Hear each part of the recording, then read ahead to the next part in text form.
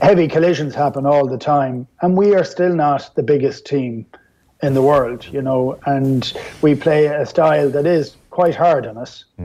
And if we play against big, hard, heavy teams, you know, and we don't always come off second best, but we often do. So, you know, there's luck, and there's also ways of playing differently. I mean, if we take one example being Johnny Sexton, and a lot of people talked about his bravery taking the ball to the line, and complained about the late tackles. They're not late tackles. They're tackles that have to be made as a guy is leaving go of the ball. If he doesn't leave go of it and you decide, well, I can't really hit him because there's a chance he might leave go of the ball, that's why there's a bit of a window that you can tackle. They're not outside the window. I would say that if he goes and does that all the time and goes off injured all the time, he has to change. I don't want my 10 to be sitting inside on the physio bench. And you can say, well, if he changes, then he's not the same player. Well, there's a risk item with that. So, and I don't know that he fully needs to be as exposed as that. I thought it was fine, great, lovely, but I wanted him to get up off the ground after it, and he went off. So I don't want that. Richie Murphy was talking about that today at Carton House, and he echoed that line, Andy, which is, you know, well, he's not going to be the same player. You know, this is just too integral to how he plays the game. If he was a bit more like Richie, he wouldn't be getting injured. Richie was not a physical player. Richie was an incredible kicker out of hand, but he played so deep in the pocket that no one could get. There was no question of physical contact. And how flat to the line was a young Andy Dunne? I was very flat to the line, and I got a lot of injuries. I was going to say a shit ton of injuries. A shit load of injuries. I was going to say, and I think there's absolute merit in what Woody's talking about. And now it's tricky because you talk about great strikers, or you talk about Luis Suarez. You know, if he doesn't bite a guy's arm, is he still the same striker? Like, there's been a lot of comparisons from Lancaster, from Johnny himself, around Tom Brady and his influence and his longevity, and Tom Brady goes nowhere near contact either, and he still manages to run a game. Sorry to interrupt, because you can tease out this point as well. Brian O'Driscoll was in the Monday after the game, and he said that in that instance, say, let's take the Murrayfield example as the one to work with, that Sexton made absolutely sure he was putting Stockdale through by taking it to the last millisecond. And O'Driscoll's argument was, well, you know, he can let that ball go a fraction of a second or two earlier. He will still give Stockdale a great chance of getting through. But equally, the window Keith talks about that the opposition player has to smash the number 10, it just makes that a slightly bigger window, and maybe Sexton doesn't get hit with the full force that he's getting hit with currently. So is that an option to him? And he gives Stockdale a little bit more work to do? Well, I think it's fully an option. I think while you don't want to take the aggression out of Johnny's game, how combative he is, and he asks a lot of questions by playing flat, but you can ask a lot of questions by introducing variation into the game, and sometimes playing flat and sometimes playing deep, and that would bring variation into our game on the whole, because at the moment we don't have a lot. If he was to drop back, you know, Joey Carberry plays deeper. He's still a threat when he needs to be, but he freed up space for Kearney on 2 or 3 occasions in the second half, and we're not getting access to that at the moment when Johnny's there, because we're so flat to the line. We're asking questions closer, and Johnny's in the firing line physically for that. He's brave to a fault. I think for the sake of variation in our attack and for the sake of self-preservation for him, he needs to drop back a bit. And I don't think that's a defeat or a change of character or personality or anything like that. And I know as a young guy who played flat, and any other young guys who play flat, you're always there's a query on your health around playing 10, that flat to the line.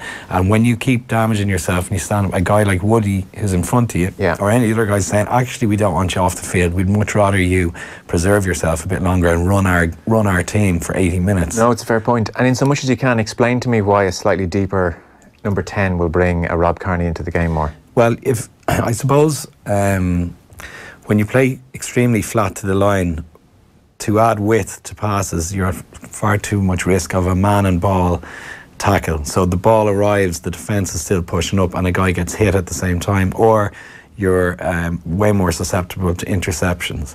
But if you were to stand, for example, to counter, if you were to play deep, the way we play now, it wouldn't work either. You can't stand deep and bring forwards into the game standing deep, because they're going to get smashed behind the gain line.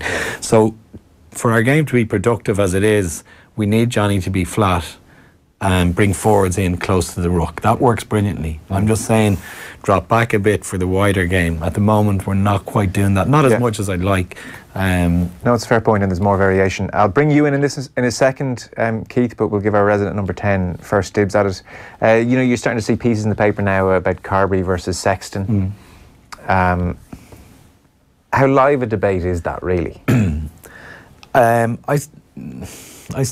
think it's not that live a debate in a World Cup season. I think next December it's going to be a much more live debate. I just think a fit, healthy Johnny is still completely central to how the team operates, to how Joe wants us to operate.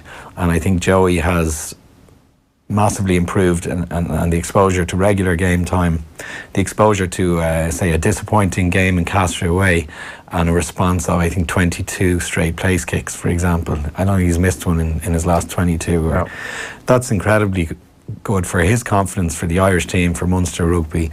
And then the couple of mistakes, the early intercept in Scotland and the exposure to that and his response. So he's shown he's very, very resilient and capable of being a top-level international 10.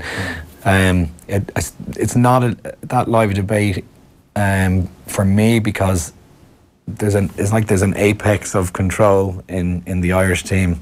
It's Joe Schmidt who controls everything, and then there's Johnny, who's his general on the field, who still controls everything. I actually don't think that's a healthy structure, but it's the one that's worked best for us. I just think it exposes us to too much risk when a guy gets injured. But with that in mind, I don't think there's any question Johnny's going to start the key games and the key games in the World Cup. Yeah, I would have thought so. Keith, Carberry an improving backup, but still very much the backup. I do, but I think he's exciting backup and a very different 10, and I like the difference in the 10 from it, much and all as I like Johnny's. And it's funny when we have these conversations, you know it, because we get people saying, and God, they're writing them off already, and he was Player of the Year, World Player of the Year last year and all that. Of course we're not. But what we're trying to do is have a discussion over what puts us in the best position possible come World Cup time, which we know is the exact same thought process that Joe Schmidt's having, with more information than we're having, right? So, and he has set out his stall of what he likes and who he likes and how they like to play. I think ultimately he'd like Joey Carberry to have a little bit more of the control that Johnny has, but still keep that bit of a spark or the ability to accelerate onto a ball, and which we don't see as much of from Johnny anymore. And that's fine and right, by the way. And when we're talking about changing to not give that pass, I want him to give that pass and get creamed at it, and we win a World Cup on the back of it. We score in the last couple of minutes and he goes off, then I think that's an acceptable time to get hurt and go off. But I can tell you, every player that goes past 30, and I didn't play I played for 2 years past 30. I retired, just shy of my 32nd birthday. You change your game because you change so that you can be more effective. And it's funny how people would say it's self-preservation and all that. It's not. It's about effectiveness on the field. If you're a better team with you on the field, you want to stay on the field, you want to do more, you want to do different types of things, you want to bide your time when you need to, you want your game moments to be magic, to lead to scores, to lead to huge changes in a game. Johnny Sexton does that all the time. There's no criticism of that fact, because he just does it all the time. The problem is, when he does it, he often gets battered and goes off the field. I still want him on the field. So whatever it's not even a mindset change, whatever the structural change for how he goes about the game to keep him on the field for 75 minutes, I'd rather that than 25. That's all I'm saying. It's not a complex fix either. I think it's just a matter of adding in the variation. He's perfectly capable. When Johnny first came on the scene, one of his first ever starts for Leinster was it was either Thomond or Musgrave, and it was 06. And he wasn't the type of player he is now. I'm probably young and more callow, and he wasn't as bulked up, but he was an incredibly good wide game passer. Like, he could throw a bullet off both hands.